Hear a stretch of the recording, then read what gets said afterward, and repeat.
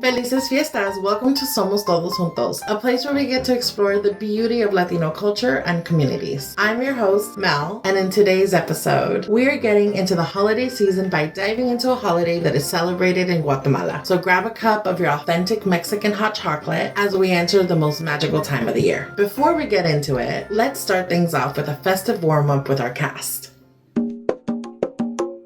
Happy holidays! What random things do you usually find stored in cookie tins? I think everybody can say the same thing, as sewing supplies is definitely the number one thing I've found. Well, the obvious sewing supplies, threads, needles, buttons. But one time I did find my grandma's prayer books and rosaries, little Catholic keepsakes. Other than that, definitely just sewing supplies. Now that I'm an adult, I bought my own cookie tin. I realized how sturdy and how practical those tins are. They stack well too. Abuela knew what she was doing.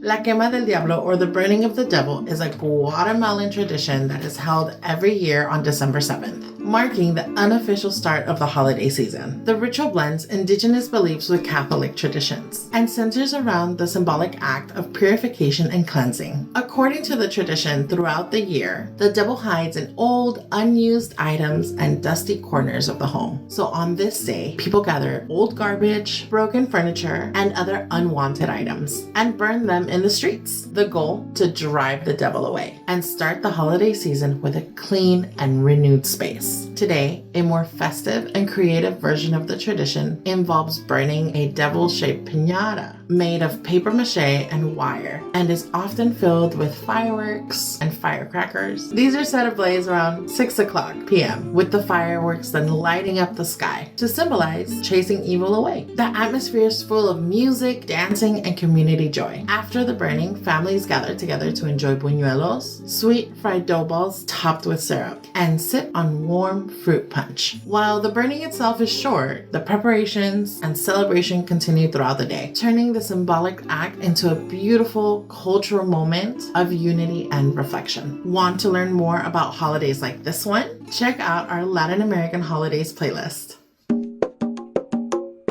Holiday parties are around the corner. How do you deal with a hangover? Well, lucky for me, I don't get hangovers, but I join other people who do, and it's always a bowl of menudo. I usually don't. I'm too lazy to do anything because I feel so sick, especially after drinking coquito. It's Puerto Rican rum.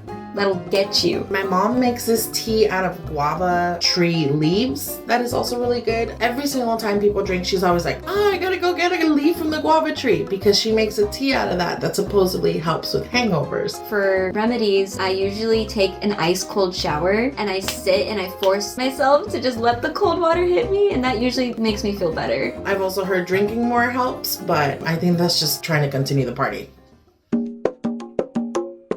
When it's cold outside, nothing hits better than a cozy cup of hot chocolate. If you're going for a Mexican hot chocolate, make sure you're going for one that is actually Mexican. A lot of people reach for abuelita chocolate, but here's something you might not know. It's not an authentically Mexican brand. It's actually owned by Nestlé, a Swiss company, and some of the ingredients are artificial and not traditional to Mexican chocolate. Ibarra, on the other hand, is truly a Mexican-owned brand that has been serving up authentic Mexican chocolate for almost 100 years. It's made with just 4 ingredients: Mexican-grown cacao, sugar, cinnamon, and soy lecithin. That's it. The story begins in 1925 when Camilo Gomez Ibarra and Maria Ruiz, a married couple, combined their individual skills to create something special. Don Camilo was a savvy merchant, while Doña Maria made homemade chocolate for family and friends. The response was so positive, they turned it into a family business. One had the recipe, the other had the business sense. Relationship goals, honestly. Their brand, Ibarra Chocolate, became a household staple for chocolate lovers everywhere. Their 3 sons later joined the company, expanding their product line to include kid-friendly Choco Choco, a premium semi-sweet version, and low-sugar options that still delivered the same rich, authentic taste. So this holiday season, grab a pack of Ibarra and sip on the real taste of Mexico. Cheers! Hangover cure, menudo and blank. Ooh, I got one. Ooh, I like this one. Starting fights with customers. I don't drink, so this will never happen. Novelas, loteria, and chisme. Sounds about right. That's the cure for anything, actually. Depression, novelas. Starting fights with customers would kind of like help ease into that, I guess. Kind of taking out that kind of pain and discomfort onto a terrible customer like a Karen. I think it's justified.